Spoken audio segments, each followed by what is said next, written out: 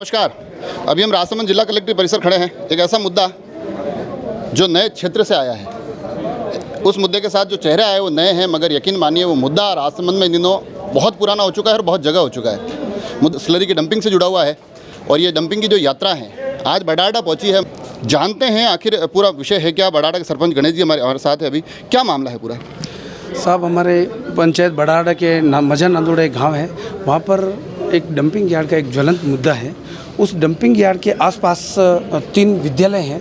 एक राजकीय उच्च माध्यमिक विद्यालय है, एक प्राथमिक विद्यालय है और एक बाबा कॉलोनी बसी हुई है और इधर बलाई बस्ती बसी हुई है। उस बस्ती में पहले भी हमने यहाँ पे डंपिंग होती थी, उससे कुछ हादसे हो जाते थे, बहुत बार एक्सीडेंट भी हुए हैं। सकड़ी रोड है, उसी से आना जाना होता है ग्रामवासियों का भी, तो बहुत ज़्यादा यहाँ पे एक्सीडेंट भी हुए थे। उसके बाद एक बार पूर्व में हमने बंद करवा दिया था, लेकिन अभी कुछ लोग ऐसे जो हैं उन लोगों ने अभी डंपिंग यार्ड चालू कर दिया है, जिससे विद्यालय में बच्चे जाने से डरते हैं। अभी मैं आपको कुछ फोटोग्राफ दिखाऊंगा, उसमें बच्चे कैसे आते हैं। 2 गाड़ियां हैं, उन गाड़ियों के बीच में बच्चे फंसे हुए हैं, फिर वो गाड़ी वाले रोक के उस बच्चे को निकालते हैं।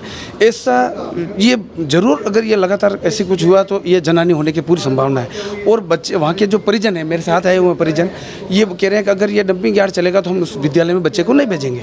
ये बहुत समय से चल रहा है। हमने 2-3 बार निवेदन भी किया था, लेकिन उस पर अभी तक कोई कार्रवाई नहीं हुई है। इसलिए सभी ग्रामवासी आज आए हैं कि ये डंपिंग यार्ड को बंद करवाना है। और आसपास में कौन कर रहा है वहाँ पर डंपिंग? वहाँ पर एक पुष्कर श्रीमाली करके हैं जो वो उस डंपिंग यार्ड का पूरा संचालन कर रहा है। अच्छा जी, उनके माध्यम से वहाँ हो रही है। तो उनको आपने बोला नहीं कि ये इतनी जानलेवा हो गया है मामला पूरा? सर, हमने बोला है, उनको बोला है, लेकिन वो उनको तो पैसे कैसे लेना देना है, उनको तो उससे कोई लेना देना नहीं। भाई यहाँ पे लोग बाग की क्या स्थिति है।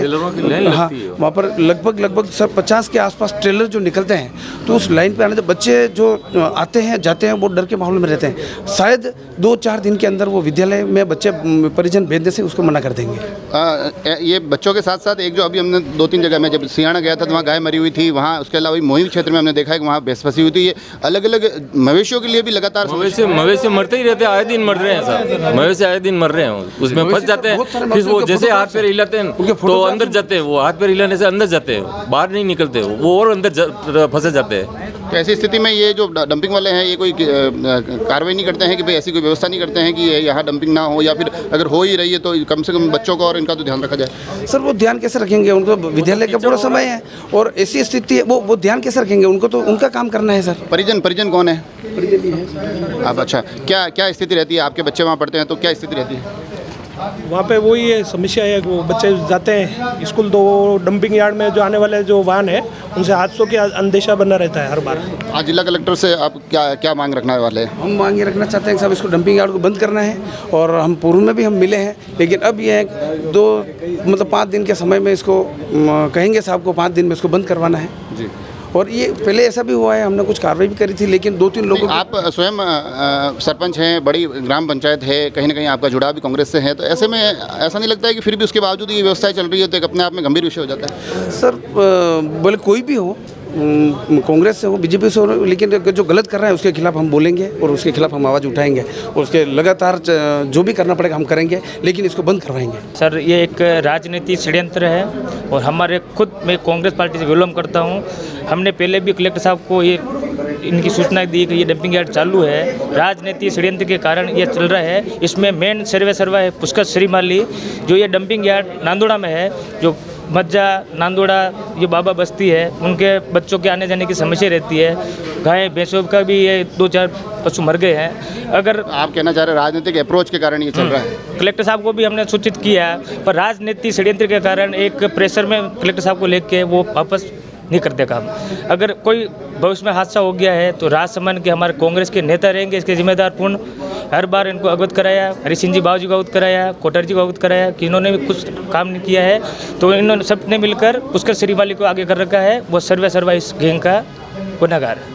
तो अब ये आप आज कलेक्टर से मिलकर आ रहे हैं, 5 दिन का अल्टीमेटम दे रहे हैं, अगर ये फिर भी उसके बाद स्थिति नहीं सुधरती है तो मैं तो आपके चैनल के माध्यम से कहना चाहता हूँ, हम ग्राम पंचायत बड़ाडा में कांग्रेस के कार्यकर्ता है। अगर हमारी पार्टी की सत्ता होने के बावजूद भी ये काम नहीं होता है, माननीय सीपी जोशी साहब ने बोला जो भी डंपिंग का जो भी खर्चा है तो आप 50% पंचायत में दो और बाकी आपके विकास कार्य में लगाओ। तो ये लोकल राजनेता अपने खुद के स्वार्थ के कारण गुंडागर्दी करके वहाँ पे ये करते हैं। तो ये जो पूरा प्रकरण जो आपने देखा, जिसमें बड़ाडा के तमाम ग्रामीण ये आरोप लगा रहे हैं कि वहाँ पर जो डंपिंग चल रही है वो बीच में बंद हो गई थी, अवैध तरीके से बताए जा रहे हैं। हालांकि इसमें यह भी तथ्य निकल कर आ रहे हैं कि इसमें एनओसी पूर्व में ग्राम पंचायती द्वारा दी गई थी, प्रशासन की अनुमति के द्वारा ये डंपिंग यार्ड चलाया जा रहा है। तो इस पूरी स्थिति को स्पष्ट करने के लिए जो एक नाम ये इस डंपिंग के पूरे प्रकरण से निकल कर आ रहा है, पुष्कर जी श्रीमाली, चलिए सीधा सीधा उनसे जानते हैं कि आखिर इस डंपिंग के पूरे प्रकरण को लेकर उनका क्या कहना है। आज बड़ाडा सरपंच के नेतृत्व में कई ग्रामीणों ने आकर बड़ाडा में एक संचालित डंपिंग यार्ड को लेकर ज्ञापन दिया है और बताया जा रहा है कि उसका संचालन आपके द्वारा किया जा रहा है। ये सरासर गलत है। राजसमंद के अंदर कलेक्टर साहब द्वारा हमारे को 40 बीघा ज़मीन जो डंपिंग यार्ड के लिए आरक्षित कर रखी है, वहाँ पे हमारे 90 फैक्ट्रियाँ जो नाजर रोड पे है उसका उपाध्यक्ष मैं हूँ। जो हमारा एसोसिएशन के द्वारा डंपिंग यार्ड समिति जो बनी हुई है वो उसको द्वारा संचालित हो रहा है।